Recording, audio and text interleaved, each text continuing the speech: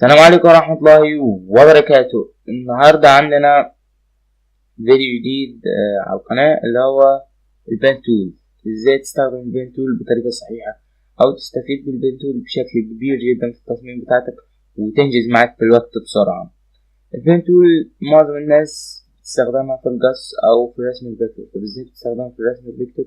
بتيجي هنا في المنطقة دي اول ما تكون واقف انت على البن تول، تيجي هنا هتلاقي في كلمة باس والباث وفي شيب. أول ما تدوس هتلاقي شيب، تحدد على الشيب هتظهر لك شيب. تقف هنا وترسم. طبعا يكون عندك الكاركتر بتاعك الصورة أو أيا يكن الشخص اللي هترسم عليه، وتبدأ تحدد عليه وتغير الألوان والإضاءة وتبدأ تعمل الظلال وكل شيء أنت هتعمله. طيب ده الرسم في الفيكتور ارت. طب ازاي هنقص بيها؟ برضو بنفس الطريقة، لكن بدل ما هتخليها شيب هتخليها باث وهتقف هنا وهتبدأ تحدد بالظبط على البوينت بتاعتك. بالبوينت بتاعتك تبدأ تحدد على الكاركتر اللي عندك. طيب انا في الفيديو مش هقعد احدد وكده عشان انتوا تكملوا معايا، ولا هحدد واسرع الفيديو. فانت هتحدد كده مثلا كده تمام. هتبص ازاي؟ هتيجي كده لا ميك سelection، هتقول له اوكي. هيعمل لك كده تحديد زي الكويك اللي بالكويك تول. تروح جايب الكويك تول، تكتب الكويك تول وتقول له layer by copy، هيعمل لك كوبي تاني منه. طيب ماشي، دي عرفناها. ازاي ترجع اكتر من خطوة وانت بتستخدم البين تول؟ اذا غلطت مثلا رحت عملت خطوات زيادة بتاع، تدوس alt control وZ.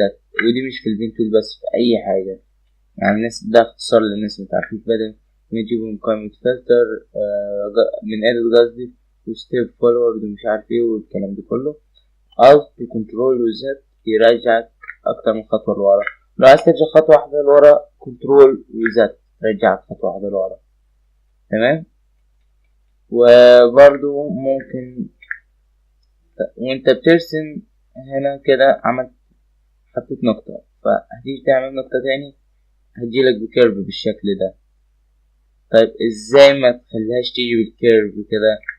طيب مش هتيجي بالكيرف، تدوس alt ودوس هنا على النقطة، هشيلك واحد من الدراعين اللي طالعين دول، تدوس كده هيعمل لك خط مستقيم تتحكم فيه بخطك زي ما انت عايز. طبعا مش شرط تستخدمه، ممكن تستخدمه زي ما انت عايز. يعني لو منطقة الكيرفات اللي فيها مختلفة عن بعض فهتضطر تستخدم الطريقة دي.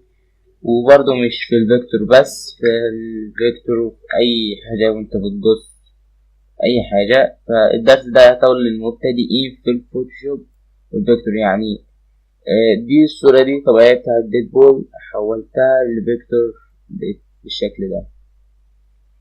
هو أنا مستواي مش حلو جدا في الفيكتور بس يعني يجي مني يعني. بس كان ده درس النهاردة، درس بسيط خفيف وكده، أتمنى أن يعجبكم. فإن شاء الله في دروس فيكتور جاية في الطريق، بس يعني عشان مدرسة وكده ماشي. يلا، بيس اوت، سلام.